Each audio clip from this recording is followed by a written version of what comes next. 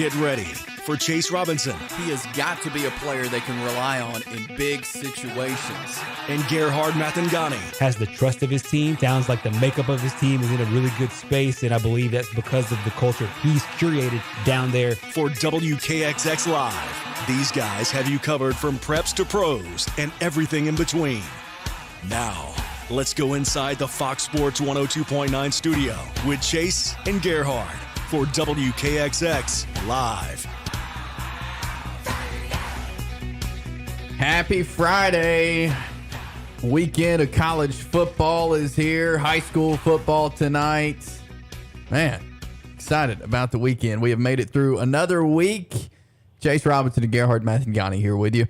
And glad you are joining us today. 1 hour edition as we do every Friday. We'll be with you until 3 o'clock. Then we'll turn it over to the press box. We've got a new show starting tonight with the Lindy's College Football Report coming up at 5 o'clock. Game night at 5:30. Hoax Bluff Glencoe pregame show at 6:30. Kickoff at 7. High school football scoreboard until midnight. So from now until midnight, you have got all of the football coverage, college and high school, you could ever dream of. So we're giving that to you from now until midnight.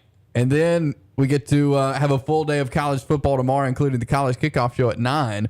What a weekend here to start September. Yeah, and we have it all covered, as you said, and you'll be able to get all the stuff on the front end of the football games before we enter region play in high school, as we do in college football, as ostensibly everybody gets started coming up on Saturday, and then tomorrow, as you mentioned, we have a full slate right before the games. Though you'll get to get a little preview here and get some good insight before we dive in deep at 11 a.m. So we are pumped up and ready to go here. We've got a lot of football to talk about, but we got to start with the Atlanta Braves. Get a little baseball talk in. And if you want to join in on the conversation, 256-413-1029 is the number, 256-413-1029. But the Braves pick up another good win, 3-0 over the Colorado Rockies. So the Braves win the series 2-1. But I think when you kind of sum up last night, two words can sum it up, and that's Spencer Strider. He was amazing. 16 strikeouts, setting a new Braves record set by John Smoltz, who had 15. Warren Spahn back in the day also had a 15 strikeout day. This is just, it's incredible what this team has been able to do from the mound. We've mentioned this now. This is now 3 straight games where 3 different pitchers, actually a lot more different pitchers, maybe 5 different pitchers, all had an impact. Kyle Wright was yesterday with a solid game, 7 scoreless. Spencer Strider yesterday, and then before that, even in the game that they lost, it was the bullpen for the most part that came up really big in game 1. It was just the bats that went quiet in game 1. Spencer was amazing though yesterday. Just in not only the 16 strikeouts, because you could have 16 strikeouts and still give up 2-3 home runs and still have a decent game overall, but he allowed just 2 hits in 8 innings. So that's old school line, going deep into the game, 7-8 innings. You don't see that much from starters anymore. So for the young guy, another guy in his 20s, to bring this up, it's another just a fantastic day, and it kind of lets you know that once the bats get there, because the Braves didn't score that many runs in this series. They scored 3 today, or yesterday. They scored 3 in game 2. They were held under 5 in the first game as well. Once this team gets the bats rolling, I mean, they're going to be very difficult to beat because it looks like the pitching has come around. Yeah, for sure. So, man, just a great night for Spencer Strider. Let's listen into his post-game interview. As you imagine a very excited Spencer Strider. That's exactly right, and he was talking about on the front end of this about the strikeouts specifically as he was making his day, making his performance yet last night. I lost track after 5, and so I came out of the game and Kyle was telling me something about John Smoltz or whatever, and I had no idea what he was talking about. I just kind of it didn't make any sense. So. And then somebody else said something, and I just kind of looked cross-eyed at them, and they were like, what just happened? So that was neat. It was very cool, and for them to tell me that, and I'm very grateful to have done that. As the season's gone on, the fastball's gotten better, the metrics on it. I've been spinning it better, and my delivery's synced up more, and I've expected that to happen. It's sort of what happened last year. When you keep getting a routine, you do something as much as we do. By the end of it, you should find it a lot easier. And so these last few outings, I've been really happy with where my fastball's been, and was able to just kind of let it loose tonight and move in and out, up and down. And like I said, Travis and I made a really good game plan and executed it really well. When you have a historic night like this, is there a moment in the game where it feels different than any other start, or not really? The end of it was, I mean, I've never pitched in the 8th inning, so as a starter, and so that was neat. But yeah, I mean, the whole game was just good in my mental game from that perspective, just moving batter to batter and pitch to pitch. Like I said, I've just been trying to get deeper into games, and so I'm aware of the fact that my pace was good, and in terms of my pitch count and everything, and yeah, a couple of base hits that could have been sort of taxing, but we worked around them and it went well. That was Spencer Strider following the game last night. I mean, the game of his life. You heard him there. That's the deepest he's ever gone in a start there in the 8th inning. And we talk so much about pitchers need to be able to go deep. I mean, he did that. Yeah, he was really good. He talked about his pitch count, and that was really important. He only threw 42 pitches through the first 4 innings. Wow. So when you can get through the first 4, which is essentially the first, you've seen all 9, and you're now working on seeing that 9 again for a second time, and you could do it in 42 pitches. Well, then you saved your arm for another stretch. And so if you have it on, if you have your stuff, which he did yesterday, then you can go deep, which actually helps out your bullpen. And speaking of pitching, and one of the things that I didn't mention on the front end, Kenley Jansen's been incredible as well here lately. He pitched a perfect 9th inning to help shut the door. 31st save on the season at 36 chances. But his pitch count, I think, really helped him out. Spencer Strider's pitch count early on, being so efficient, getting guys out early, and he gave a lot of love and credit to his catcher. He and Travis were on the same page. They were linked up, and Travis caught a good game. He pitched an excellent game, and that's what you can get out of these guys. It's the young guys doing it again. I mean, Spencer Strider, you mentioned Kyle Wright night before last, Spencer Strider last night, and then you've got Michael Harris and Vaughn Grissom who've been kind of doing it offensively. But, Right. When your young guys are able to carry you at this point of the season, I think that says a lot about where you are as a team. Yeah, I think a lot of these guys, because they're so young, it's almost like one of those things where you don't know to be nervous. You don't know to be scared. You don't know not to play well. So you're just going out and playing free. We saw that and heard that from Vaughn Grissom a bunch of times. We're seeing that now from Michael Harris. Yeah. A lot of times when guys, sign a big deal, sign a big contract, they feel like, okay, now I got to live up to this money. I got to live up to this. And they put pressure on themselves. Well, Michael Harris hasn't done that. He hit a home run again last night. Austin Riley, another guy who's relatively young. He's in his prime. He's not like a guy that's, ascending into his prime like I think Spencer Strider is, as well as Michael Harris. But when you have these guys that, number one, sign these deals, there's a lot of things that can deter them. There's a lot of things that can make them not focus on what they're doing. These things aren't getting to them. And and once the bats come around, this team's going to be very, very dangerous. They are. And they're still 3 games behind the Mets. And the Mets out there in L.A. getting 2 of 3 against the Dodgers. Yeah, that's a good accomplishment there. 100%. I mean, to knock off this Mets team, to come back in this chase will be difficult. It's not insurmountable. You mentioned 3 games, but the Mets are playing good baseball as well. And we talked about how the Mets schedule is tough. Well, they're handling it right now. This was a series that you thought, if the Dodgers can help out the Braves and sweep the Mets, take those 3 games, then and the Braves take care of business, they can make up the gap, but they didn't. The Mets went out there and won 2 of 3 against the Dodgers. Dodgers best team in baseball with 90 wins, and so now they have to take care of business at home now against the Marlins before they go back out west. Yeah, so you got 3 games for the Marlins. Then the Braves are going to head out to Oakland, to Seattle, and then San Francisco. So they'll spend some time out on the West Coast. Really need this series against the Marlins, and the one to get ready for the road trip to have some wins. But again, the way the Mets are playing, you got to win every game you can if you want a shot at winning the division and it starts with the Marlins. Yeah, it starts with these teams that you're a lot better than.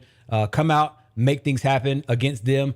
Obviously, they would have taken. They probably should have swept this Colorado Rockies team. The bats need to come around. They haven't really answered the bell as they have in the past. I don't have any lack of confidence in them. I think that it's basically a fluke. But the pitching staff won this series, and the starters, the setup guys, and Kenley Jansen all did their part to win this series. And Braves scored a total of 8 runs in those 3 games. But in their last series against the Cardinals, they put up 11 in game 1. So they're capable, very, very capable of doing it. They need it to come around against the Marlins. If they could pick up a sweep here in the weekend series, then head up to the West Coast and try to take care of business against the teams out west, they'll have a chance to continue to crack the fight right now between them and the Marlins, between them and the Mets as they move forward. A lot of games going into the division series against the Nationals and Phillies await them after their West Coast trip. Yep. So Braves and Miami Marlins this weekend. We'll see what the Braves can do. We'll dive into the Braves coming up on Monday and recap all their action from the weekend. We've got football to talk about, though. We'll dive into some high school football coming up next. We'll get to college football as well on this Football Friday 1-hour edition of WKXX Live. We'll grab a break and be back with more. Stick around.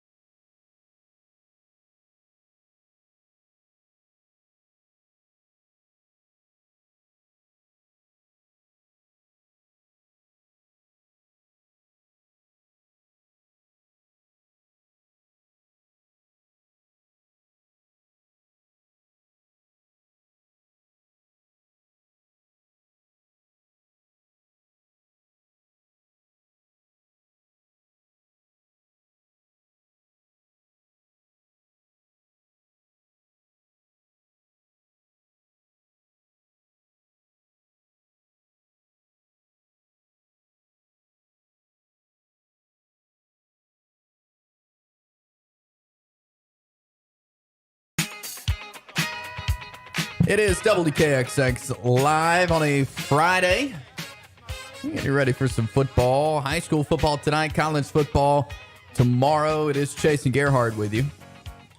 256-413-1029 is our number as we move through this 1 hour edition of the show.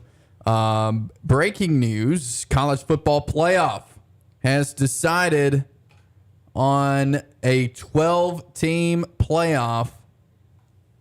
And it's been a lot of talk over the last, 6 months or so, I guess now. And no decision was made. They have, based on reports, come to a decision. 12-team playoff coming. Not sure when yet. The commissioners are going to decide. They're also going to decide the format, and that is the commissioners. So we don't know a lot, but we do know that it will be a 12-team playoff. Yeah, we do. And this is one of the situations that it was hinted at, as you mentioned a few months ago, but the momentum really started picking up this past week. The board came together and said they're going to hold a meeting on Friday, which is today. And they weren't even sure at that meeting earlier in the week if they will actually make the decision today or have that vote today. They decided to do it. The 11 chancellors and presidents of universities that are basically the power brokers of college football and the way this thing rolls. I'll be honest with you, Chase. I thought this was coming a long time ago. When the college football playoff first was announced, it was announced to the 4 teams. I thought that there was going to be enough momentum within the first few years to start talking about the expansion. Then they shut the door on the expansion last year and they said, we're keeping it at 4. I think a lot of people got discouraged about that. But the landscape of football and the landscape of college athletics altogether started changing. And I think that accelerated the moves. As of right now, Pete Thamel's reporting that 2026 is when it will start. But it could go earlier. There's a lot of red tape and there's a lot of legalese and lawyer talk and things that will have to complicated issues that will have to play out before that part gets worked out. So 2026 is the year that we are hearing. But like with everything, like with all these conference moves and whatnot, these things get accelerated a little bit faster than typical. But I'm excited to see this with a 12-team format. The way that I think is fair is 4 teams pick up a bye. So you have 4 teams that go first round. They just go automatically into the second round. And then the other 8 teams play in those other games, play for those other spots. And so that to me would be the fairest way to do it. You'd have 11 games, 12 teams, 11 games overall, counting the national championship. And it'll be really interesting to see how this all breaks out because I think college football has needed this. I think this is good for the game. Yeah. And it keeps also from having a bunch of nonsense games that we don't really care about anyways. Glorified exhibition games in January. You now have games that matter, even though we still think that because the cream is so far up to the top, that a lot of these games will be blowouts, but at least they'll matter more than just your regular Sun Bowl. Yeah, we are entering new territory in college football. I mean, it's never been done. So we've got a lot to learn about what this 12-team playoff will look like. Let's go to the phone lines here. Jeremy, what do you think? I think you're going to have conference winners will be your first to be chosen, and then after that, it's going to go best record. That was what I heard 2 days ago, that if this happened. But my big question is, what happened between the meetings earlier this year where you had 3 conferences voted down, where the ACC, the Pac-12, and the Big Ten said no? Did USC and UCLA going to the Big Ten change their mind? Oh yeah. Is that what they went? Okay, well now we are considered more of a power conference and not a joke like we used to be. Even though it's still the Big Ten, you still have the same teams and you still have Rutgers. But just the simple fact that these conferences didn't want this, and all of a sudden now here we are, now we have it. I think that there's something bigger about to happen other than this 12-team playoff. Something bigger is about to happen. All of this conference realignment and all this conference jumping and everything, we're about to see something big happen, and I believe that it's going to be like Gerhard said, you have the 4, and then you have the 4 buys, and then you have that. I think what's going to happen is we're eventually just going to end up with 4 conferences. Yeah, I think they're going to split it because everybody has talked about it going to 2 big mega conferences and doing it like the AFC, NFC. But I think we're going to go 4, and you'll have the top 4 winners of those 4 conferences, and then the rest will be best record or something else. I was going to chime in there. I think Jeremy nailed it with the Big Ten specifically with the USC and UCLA decision. It completely reverses everything that they said back in February. In February, they voted, as Jeremy said, to not do this. But their landscape changed with 2 big things. Number one, USC and UCLA making the move to the Big Ten.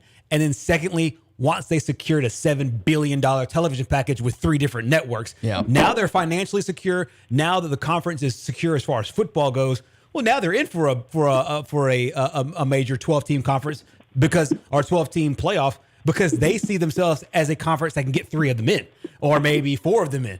Definitely one for sure a second, and then maybe a third with the SEC. So once the Big Ten made a power move, I believe that really helped out their decision. To me, the 2 conferences I will look out for, the Big 12 and the Pac-12.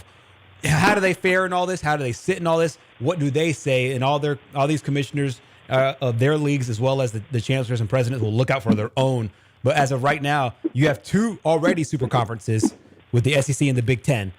And then it looks like the ACC, if they can secure Notre Dame, they'll be the 3rd. And then that 4th one might be a packaging of the rest of them. But if we have those 4 super conferences, the big news that I think Jeremy was hinting at, and some of this was leaked out on Monday, is that the college football playoff, the CFP in general, might just pull away altogether from the NCAA.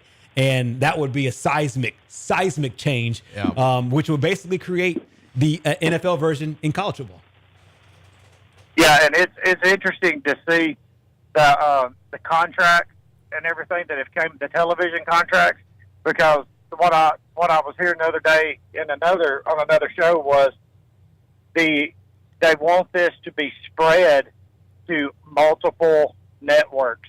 They don't want just ESPN having the college football playoff. Right. And they don't want it. It's going to be, so you're looking at probably NBC, Fox, CBS, ESPN, and CBS. Yeah. And so, because CBS is picking up the Pac-12, are they not, after they lose the SEC contract? Yes. I thought I saw that their Pac-12 was who they were picking up. I think we're going to see something with the Pac-12 and the Big 12. I think we're going to see some sort of merger right there with whoever's left. With whoever's left. Whoever doesn't go to the Big 10 and to the SEC. But I think that too. I think the ACC, SEC, Big 10, and a merged Pac-12, Big 12 is what we're going to end up getting. Yeah, I can definitely see that. And I know, Jeremy, you've been saying this since last summer that all this was going to happen. So I credit you for that. You've been saying that we were just going to be one big old league. It's a good thing and a bad thing, because here's the thing: what people are not really talking about. Like you said, with them pulling away from the NCAA, it's only going to be those 4 conferences that pull away. Right. Jacksonville State, UAB. The MAC, the WAC, the Sun Belt, the American Conference. Something's going to happen with the American Conference will end up dissolving, because they're going to lose some of their teams to the Big Ten and to the SEC and ACC. That's where they're going to lose it. But these remaining schools that don't go to this, that are just over here, they'll be playing for the national championship of the NCAA. You know what I mean? They won't be playing for the college football championship. So technically, what we're really getting is we're getting 2 national championships out of this, I think. That's what I'm hoping. Because, I love watching every year the championship game down in Frisco. That's one of my favorite. Watching North Dakota State and these teams play, I love that. And I think that having this other, UAB might have a chance to come in and win a national championship, because they've had a good team the past few years. Right. And if they don't have all of the money schools in their way anymore, teams like UAB, teams like Boise State, if they don't jump, which would be, I think that's the thing that's going to have to happen. Some of these presidents are going to have to stop and go, is it going to help us how's it going to benefit us going into this mega conference? Yeah. Is it just going to make us richer and we never win a national championship? Or can we stay in the NCAA and actually have a chance to play for a championship? So I think there's a lot of hard decisions going to have to be made by some chancellors and some presidents. And I can't wait. I think before November, December, somewhere right in there, we'll have a more clearer picture of what's about to happen. But it's about to be big. I did want to tell you this, Chase, Gerhard. Y'all will love this. So I watched the Tennessee game last night, and was very. I mean, I knew what was going to happen. They were playing Ball State. It was their cupcake game, Right. and they scored heavy. They scored a lot. So I decided I'm going to go online and I'm going to find a Knoxville sports radio, and I want to listen to it this morning on my way to work, just because I want to hear what's said. And buddy, Tennessee's back, baby. They're going to the national championship. They are unstoppable. SEC look out. Alabama look out. Everybody, Georgia look out. Florida, they have got them predict just based off of the Ball State game. Everybody in Knoxville's calling national championship.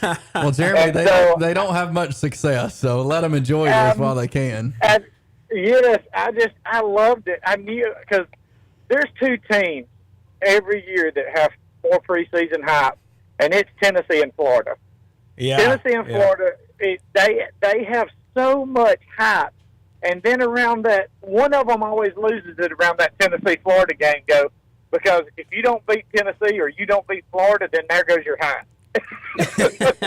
But whoever wins the Tennessee-Florida game this year, they're going to be predicted to. Georgia's got competition this year. Now, did you call in to the show you were listening to? No, I did not. I wanted to, though. I wanted to so bad. Jeremy can't burst their bubble this early. That's true. They didn't ever give the phone number, and it was kind of a good thing that they didn't, because I would have had calls. But I'm looking forward to this weekend. Man, hey, the Penn State Purdue game was pretty good. I enjoyed it, and the Pitt West Virginia game was a great game. It was a great game. It was. I really liked Pitt West Virginia. That's the game that I thought West Virginia could win. I thought JT Daniels would go out there and get the W, but the pick six sealed the deal for Pitt. But the good thing about that game is you've always heard, even with a loss, you come out with a win. I think that was a win for West Virginia. Yeah. Because now they know that they can hang. They know that they can go out. They know they've got a great team. I think they could do real well in the Big 12 this year. I don't believe the hype that Texas is back either. That's another we're back team. I hate the term "we're back," but I don't think I think they can beat. I mean, just watching them play. I mean, I haven't seen Texas play yet, but West Virginia looks like that they can hang 3+ quarters with Texas and with Oklahoma, because who knows what Oklahoma's got right now? New coach, basically a whole new team, because you had so many leagues. Right. On the transfer portal, it's not really known what they've got going. Texas, it could be the preseason favorite for the Big 12, but just solely based on they've got a coach that's been there more than 1 year. I mean, to be honest with you, because I think those two teams right there, I think West Virginia's got a chance to beat both of them. Yeah, I did too. And honestly, at the same time, I wasn't that impressed with Oklahoma State. I don't know what Baylor's got coming back. This conference to me, I don't think Texas is back, but I don't really love anybody else. I got to see Oklahoma play, but I don't really love anybody else in this league. But the thing with West Virginia is they do this every year. They get a good team, and you look at them and go, man, West Virginia, don't want to play West Virginia right now. They'll sneak up on you and get you. But then they always have that one thing that just you sit there and go, they just pulled to West Virginia. Yep, they lose the game they have no business losing. Exactly. And so I'm not saying I enjoy college football. I'm an Alabama fan, and I enjoy other teams. I enjoy watching them play. And West Virginia and Pitt, they're two of those teams in other conferences that I enjoy watching them play because I like their style of football. But then at the end of games, sometimes you just stop and you go, "God, I'm glad I'm not a fan. I'm glad I'm not a part of that fan base." Because how disappointing would that be? Yeah. To have that one game. I mean, I do understand that everybody says, "Well, you'll never, you're an Alabama fan. What do y'all don't know, we did have the years where we had Mike Price and and we had coaches getting fired before they even coach a football game, and the Shula years. So I do understand what it's like to lose a game that you're supposed to win. I saw that at that time. But some of these teams, man, I think college football this year could be the best season that we've seen in years. I don't know. It just seems like it's stacking up, ready to be. Because just look at the talent in college football right now. I mean, there's not really. Once again, we're back to there's not a clear favorite for Heisman right now. I mean, I haven't really seen it talked about, the preseason Heisman hype. I don't know if they just decided finally let's quit doing that. But I haven't really. Nobody stood out yet. Hey, here's our front runner. Here's da da da da. None of that's happened. But I think that's just solely based on the fact that when you look around the landscape of NCAA football this year, everybody's got talent. Everybody's got a talented player that's got a chance to step out and go head and shoulders above everybody else. It's just how's that going to happen? How's it going to affect their team? Are they going to lead their team through wins, or is it going to be their talent kind of separates them from the rest of the team? Right. Yeah. And I think a big kind of what makes college football, I think, special this year is because there's a lot of teams that, because of the transfer portal and everything, we have no idea what they're going to look like. And I think that kind of adds an extra element to it. Well, it's exciting. I can't wait. I'm really hoping that gets bumped from 2026 to either 25 or 24, because I have heard that they haven't, that 26 is kind of tentative right now. Yeah. That it's not necessarily set in stone. So, because all the talk all week then that it was going to be 2023, that they were going to go ahead and implement it, they were going to go full-fledged into it then. But to be honest with you, I think 24, to be more realistic, is going to be when we see this come in. Oh, yeah. My bold prediction, I don't know how bold it is, but literally as soon as the CFP, once the ink dries in the television contracts, as you mentioned, with multiple networks, once the ink dries, they'll start playing the 12-team playoff that year. Oh, yeah. And what I wonder is what's going to happen with what bowl games are going to be pulled into this, and are we going to have that, first round you get to play at home, and then you go, because travel is the fan base traveling, I've heard, was one of the concerns of the conference. They didn't like the fact that, well, if we go off and win first round, we have to travel. If we're a lower seed team, we have to travel. And then that's what 3-4 games that you got that you're travel. Championship. By the time championship game gets here, if your team manages to make it all the way through, will your fan base be there? Because can they afford to be right? There? Exactly. And, exactly. So I think that they're going to come up with something where the first round is actually a home game. Yeah, on campuses. You'll see some playoff, on campus games, and so. I really hope that does happen. Mm-hmm. We'll never see a playoff game in Tuscaloosa. Because to be quite honest with you, I don't think you will, because I think Alabama will be a top seed. They'll either have a bye, something, and they won't have to travel. I think your top 4 teams will end up being bye weeks, and the rest of those 8 teams will have to play each other. You'll have 4 games on campus. Yeah. And then after that, you'll go to neutral science. Yeah, it works in the FCS. That's Yeah. exactly what they do in the FCS. Yep, I'm excited. I'm ready for it. I'm ready for a 12-team playoff. It's been long overdue. Yeah, it has. I think this is good for college football, and we'll see when they roll it out. Jeremy, man, great to talk to you today. I appreciate it, guys. Y'all have a good. I'm about to go give me some free buffalo wings at Buffalo Wild Wings. Nice. There you go. Very nice. There you go. Go Braves. Go Braves. See you, buddy. And so a lot going on in college football. Let's jump to a break here. We'll be back with more college football talk as we roll on this Football Friday. Inflation.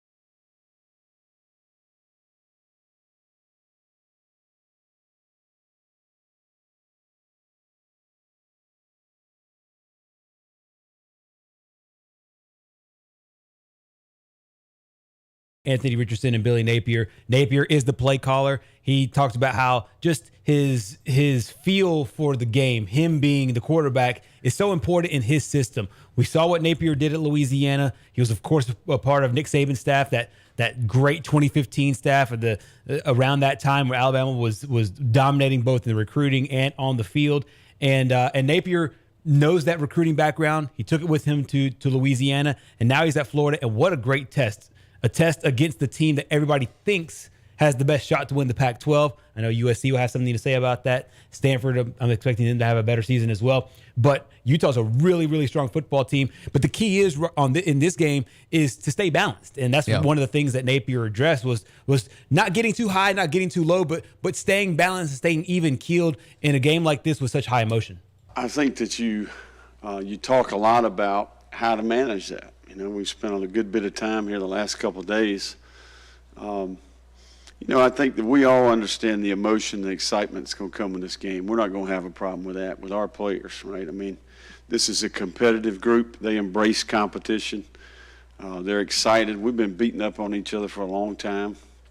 I think the key is that you give them a structure and a routine so that they're comfortable. I really believe that players develop in consistent environments, right, where you can give them feedback. So that's what we're trying to do. We're trying to educate them on what this week is going to look like. We've spent a ton of time on it before we got to this week, and certainly we'll continue to talk about those things. It's important that you stay in the moment, and I can't emphasize that enough, right? I mean, we're going to move on to the next thing.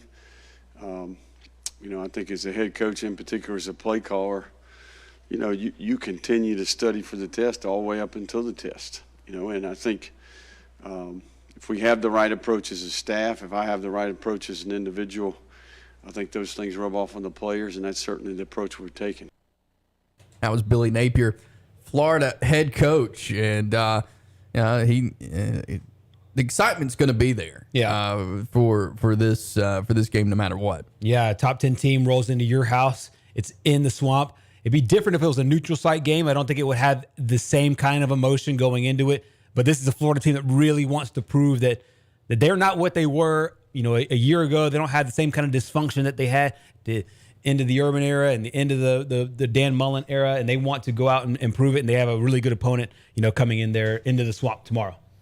Another big game involving an SEC team. You got Arkansas Razorbacks. They are taking on Cincinnati. We saw Cincinnati in the college football playoff last year. And, Sam Pittman is kind of that coach that we didn't know what he was going to bring. I mean, he no head coaching experience, offensive line coach, right, and has done a great job leading that Arkansas program. He certainly has. He comes from a great pedigree as a recruiter at Georgia, and now he's at Arkansas, and he did a great job last year in his first year as a head coach. They returned their quarterback back. There's some things to replace on the O-line. Meanwhile, Cincinnati returns a lot of offensive linemen. Now, I'll know a lot of their playmakers are gone to the NFL, guys like Desmond Ridder, guys like Kobe Bryant. They were sensational last year, but they're looking for replacements going into this year, and a lot of those things are real unknowns, and Arkansas can really only evaluate the tape from last year. They don't really have a whole lot. One of the big things that Sam Pittman talked about was those unknowns there in that first game and how to manage those from your fall camp to preparing for an actual opponent in the week. The first game's the ones that where you better be ready because you don't have a clue what they're getting ready to do. They've got their base principles, but you walk into LSU at night and they cover zero you all night, they're going to a different party than what you might have expected, and we got to adjust. They'll do the same thing. Coach Fickle's such a wonderful, great coach that they'll do the same thing on whatever we're trying to do. But these are different deals now, first game of the year, because you really don't know. You don't know a whole lot about what's coming at you. And even though they've got same defensive coordinator and, their offensive coordinator was a quarterback coach and all those type things, you find out a lot about your team first 2 or 3 series of the game in my opinion. What happens in the game of football, you're anxious about things that you're not totally sure about. And I think our big thing for our staff now is to take the anxiety out of the game. And we're going to see some things that we're not ready for. I get it. But I want to get these guys confident in the mind by watching a little bit more and emphasizing Cincinnati a little bit more than what we have because we've been worried about ourselves the entire camp. And so these last few days, I want them to really get to know the opponent on film a little better. Sam Pittman, Arkansas head coach, and he's right. There's a lot to learn in first game situations, and you got a really good team in Cincinnati who, they may not be the caliber of last year, but he mentioned it. Luke Fickell's a fantastic coach, and he's going to have him ready to go. Yeah, he will. He's one of the best coaches in all of football, and I do expect the Bearcats to be right back at it as far as from an intensity standpoint. They're not going to go into Fayetteville nervous. A lot of these guys were a part of that team last year that made that run to the college football playoff. They understand what it's like to play at its highest level, and they want to prove that last year wasn't a fluke, and this year is the year to get it done, and they'll have a great test there. Arkansas will in game one. Yeah, it should be a great win. Florida, Utah, and Arkansas, Cincinnati. Boy, we're going to have a great weekend of college football. And what we're going to do each week, Alex and I did this last year, and Gerhard and I are going to continue it this year. Kind of look at the viewing window of what your Saturday might look like and the rest of the weekend. There's a lot of games in these different time slots that you'll be able to watch during the game. I've written down just a few from each time, because we're running out of time in our 1 hour show. We'll run through a few of these and kind of get what game will we be watching during that time slot. We'll start with 11 a.m. tomorrow. So we go off the air. We're 9 to 10 tomorrow morning on the College Kickoff Show, and so 11 a.m. is our first games of the day. And I've gotten 3 written down here. I've got Sam Houston at Texas A&M, Colorado State at Michigan, and North Carolina State at East Carolina. Out of those 3, which one will you want to watch? I would think the NC State game at East Carolina. NC State, a lot of people are high on them. Yeah. East Carolina, this game is there. It's not an easy place to win, not an easy place to go. There's a lot of upsets that happen over there with the Pirates, and so I'd go with the NC State game. Yeah, I'm right there with you because a lot of people, I want to see what people are, really high on North Carolina State. I'm also interested, I know Texas A&M, is favored in this game. I've seen Sam Houston multiple times playing Jacksonville State. They're a good football team. One of the top teams in the FCS. This is a team that Texas A&M cannot take lightly. It's an 11 o'clock game. A lot of times it's hard to get up, and I mean that in both ways, to get up for a game and to get up that early to play an opponent that is not as good as you. So Sam Houston, I mean, it's a team that can't sneak up on Texas A&M early. Yeah, and it will be hot in College Station at 11 a.m. tomorrow. Let's look at the 2:30 time slot. There are 9 games in this slot. I've got 5 written down here. You got Oregon and Georgia. That's a 2:30 on ABC. UTEP at Oklahoma on Fox. Bethune-Cookman at Miami on the ACC network. You got Cincinnati and Arkansas on ESPN. And Houston, UTSA on the CBS Sports Network.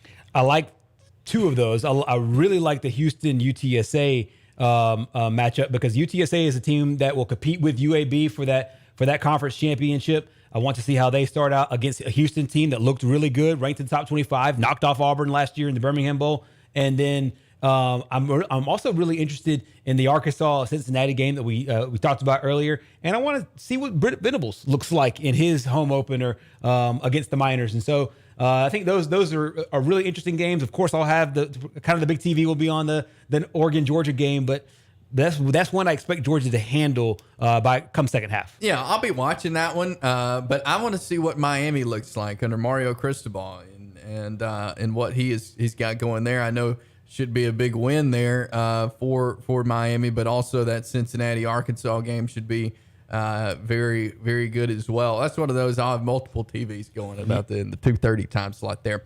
There's a couple of games at 3 o'clock. You've got Troy at Ole Miss and BYU at South Florida. Yeah, at 3 o'clock. Yeah, I'm interested really in both of them, but more so Troy Ole Miss, mainly because I'm really interested to see what this Ole Miss team will do. I'm high on the Rebels this year. I think that this will be a really fun team to watch. And Troy is no slouch. I mean, they had a solid season last year. Second year head coach there. I expect them to look solid there in Oxford.